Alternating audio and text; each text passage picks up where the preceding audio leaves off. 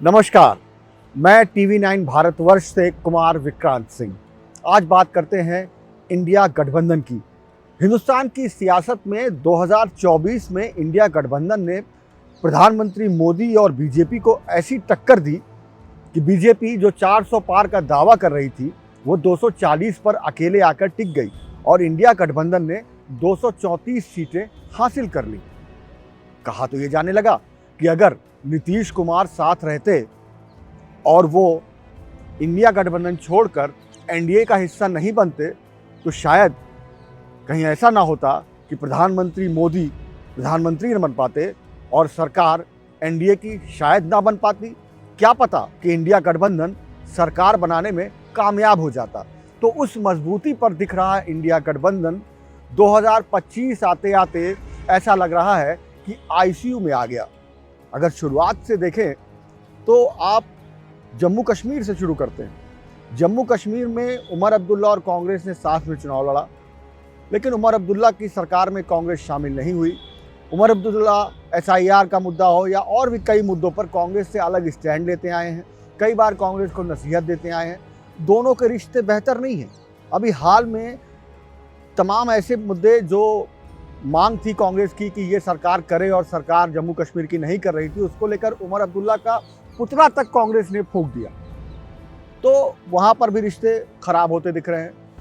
इसके बाद अगर आप बात करें हम हाल में हुए बिहार चुनाव की, तो बिहार में राहुल गांधी और तेजस्वी यादव ने पहले तो ज़ोर शोर से वोट चोरी यात्रा निकाली।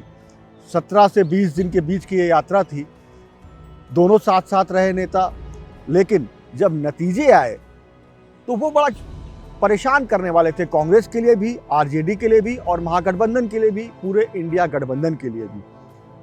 आलम ये रहा कि जब विश्लेषण हुआ तो ये देखा गया कि चुनाव के पहले दोनों ही दल आपस में इतना उलझ गए कि कहीं फ्रेंडली फाइट हो रही है।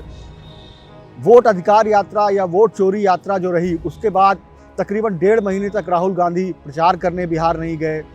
आखिरी वक्त में लगातार रैलियां कुछ की गई, तो आपस में तनाव बढ़ता चला गया। राहुल गांधी की जो रणनीति रही ओबीसी की, दलितों को आगे लाने की, और दलित अध्यक्ष बनाया ठीक पहले, नया प्रभारी दे दिया अल्लावेरू को, कृष्णा अल्लावेरू को, और जिनका तालमेल आरजेडी के तेजस्वी यादव, लालू यादव से उतना बेहतर नहीं रहा। आखिरी में अशोक गहलोत को लालू यादव से मिलने जाना पड़ा, तब जाकर सीट बंटवारा अंतिम स्टेज पर पहुंचा। हालांकि जैसा मैंने कहा कि उसके बावजूद 9 से 10 सीटों पर फ्रेंडली फाइट हो गई।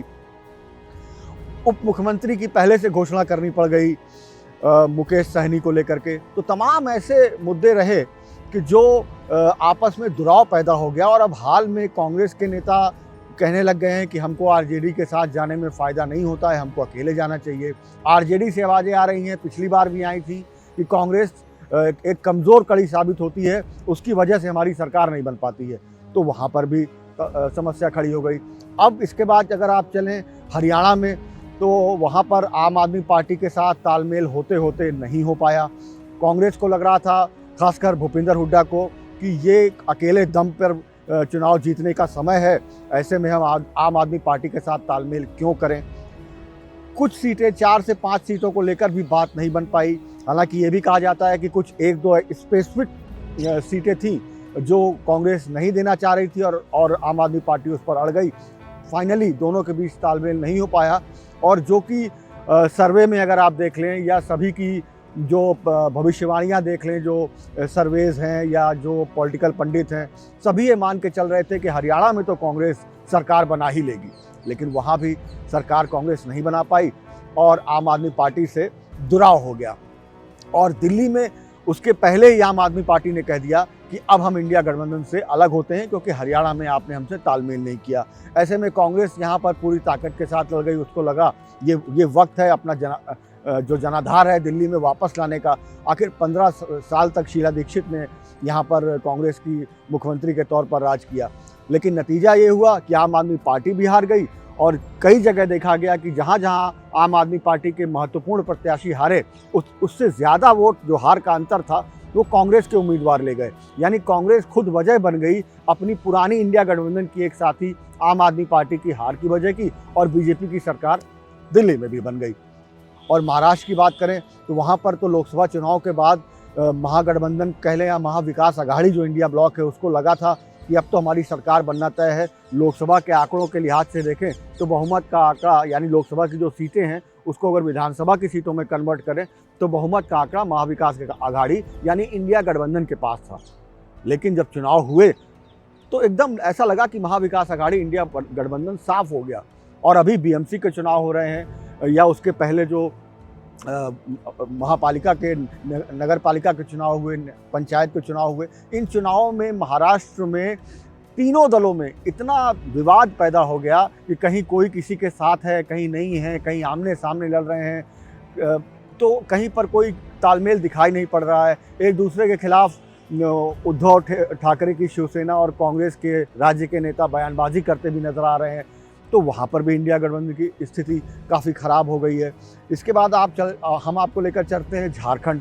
झारखंड वो राज्य है जहाँ सरकार तो है, सरकार बन भी गई, दोनों साथ लड़े, लेकिन इसके बाद जिस तरीके से वहाँ पर रिश्ते चल रहे हैं, जो हमारे पास सूत्रों के हवाले से जानकारी आ रही है कि रिश्ते बहुत अच्छे नहीं हैं। हेमंत सोरेन अपने हिसाब से सरकार चला रहे हैं। कांग्रेस के मंत्री लगातार आकर कांग्रेस आलाकमान से शिकायत कर रहे हैं कि उनकी सुनी नहीं जाती, उनको ठीक से काम नहीं दिया जाता, सारे काम मुख्यमंत्री ने अपने हाथ में ले रखे हैं और जो मुख्यमंत्री हैं वो कांग्रेस की ज़्यादा वहाँ परवाह नहीं करते। तो वहाँ भी इंडिया गठबंधन बहुत आप कह सकते हैं कि बहुत स्मूथ नहीं चल रहा है, बहुत आराम से नहीं चल रहा है। तनाव वहाँ भी भीतर दिखाई पड़ रहा है। हाँ, इसके बाद अगर आप तमिलनाडु की बात करें तो वहाँ पर ज़रूर कांग्रेस और डीएमके में तालमेल अच्छा है।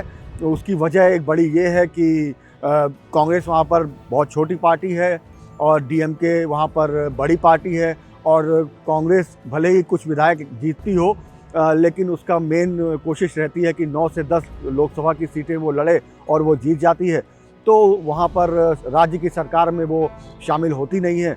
तो वहाँ पर एक जगह जो पहले से गठबंधन चला आ रहा था उसका इंडिया गठबंधन से कोई लेना देना है नहीं। इसके बाद अगर आप बात करें बंगाल की, वहाँ बहुत दिलचस्प मामला है। ममता बनर्जी 2024 में कहती हैं कि वो इंडिया गठबंधन का हिस्सा हैं, लेकिन कांग्रेस को महज 2 सीटें ऑफर करती हैं। कांग्रेस इनकार कर देती है और वहाँ पर इंडिया गठबंधन अलग अलग चुनाव लड़ता है, यानी कांग्रेस और लेफ्ट के साथ मिलकर के लड़ती है।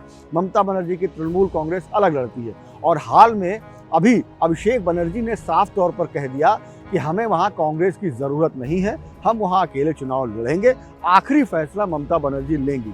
यानी कांग्रेस को इतना बैकफुट पर डाल दिया वहाँ पर कि जितनी सीटें ममता बनर्जी अगर देती हैं उतनी लेने को आप तैयार होते हैं तो ठीक है, वरना आपका रास्ता अलग, हमारा रास्ता अलग।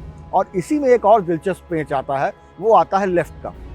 केरल में लेफ्ट की सरकार है, वहाँ कांग्रेस और लेफ्ट पार्टियां आमने सामने पूरी ताकत से लड़ते हैं। और अब बंगाल की अगर वहीं बात करें तो लेफ्ट बंगाल में काफ़ी कमज़ोर हो चला है।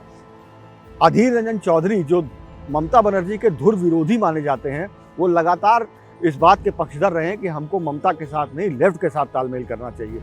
अब जो नए अध्यक्ष बने हैं वहाँ पर शुभंकर भट्टाचार्य, उन्होंने कांग्रेस आलाकमान को खत लिखकर कहा है कि या तो हम वहाँ अकेले चुनाव लड़ें या फिर लेफ्ट के साथ अगर लड़ना है तो आधी आधी सीटें लड़ें, कम सीटों पर हम ना लड़ें, लेकिन पहली कोशिश ये कि हम अकेले चुनाव लड़ें। और तो ये अब लेफ्ट के साथ भी भले ही दिल्ली में नेता साथ साथ दिखाई पड़ते हैं, लेकिन राज्य में दोनों के संबंध किस तरीके के हैं मैंने आपको बता दिया। तो वहाँ पर भी ये स्थिति बनी हुई है। तो अब कहाँ, अगर हम छोटे राज्यों की बात करें, माफ़ कीजिएगा, बड़ा राज्य लेकिन जहाँ छोटे छोटे गठबंधन है, तो राजस्थान चलते हैं। वहाँ बाप पार्टी के साथ कांग्रेस का तालमेल है, वो 1 सीट के लिए है। वहाँ पर चलिए कुछ विधानसभा सीटें उनको दे दी जाएंगी, 2-3 तो बाद बन जाएगी। लेकिन हनुमान बेनीवाल की जो पार्टी है उसके साथ में भी रिश्ते तल्ख बने हुए हैं। कभी एक दूसरे के खिलाफ बयानबाजी होती है, कभी एक दूसरे पर आरोप प्रत्यारोप भी होते हैं। तो वहाँ पर भी कोई बहुत बेहतर स्थिति उस तरीके की नहीं है। अब आ जाते हैं हम आगे बढ़ते हुए उत्तर प्रदेश पर, जो कि बहुत बड़ा राज्य है। 2024 में जिसने कहा जा सकता है कि एक अहम रोल रहा उसको कि बीजेपी को 272 के आंकड़े पर पहुंचने से जिसने रोक दिया, वहां अखिलेश यादव हैं। अब अखिलेश यादव को ये दिख रहा है कि अपना जो वो पीडीए लेकर के चलते हैं उसमें जो अल्पसंख्यक तबका है और खासकर दलित तबका जो है, उस तबके को साथ लाने के लिए राहुल गांधी, प्रियंका गांधी और कांग्रेस इसके साथ रहने से उनको फ़ायदा होगा। जैसा कि उनको लगता है कि लोकसभा चुनाव में एडिशनल फ़ायदा हुआ और जो अल्पसंख्यक वोट है वो बटा नहीं, एक जगह पर चला गया। इसलिए वो कांग्रेस से तालमेल तो करना चाहते हैं, लेकिन कांग्रेस की आस है वहाँ पर 100 से ज़्यादा सीटों की। अखिलेश यादव को लगता है कि इस वक्त में कांग्रेस हर जगह बुरे हाल में है, परेशान है, लगातार साथियों के साथ उसका रिश्ता बेहतर चल नहीं रहा है। ऐसे में क्यों ना कांग्रेस पार्टी को और दबाया जाए, कम से कम सीटें दी जाएं। और अगर आप बात करें तो इमरान मसूद जो कांग्रेस के सांसद हैं सहारनपुर से, वो गाहे बगाहे दबाव बनाने की राजनीति को लेकर के बयानबाजी करते रहते हैं।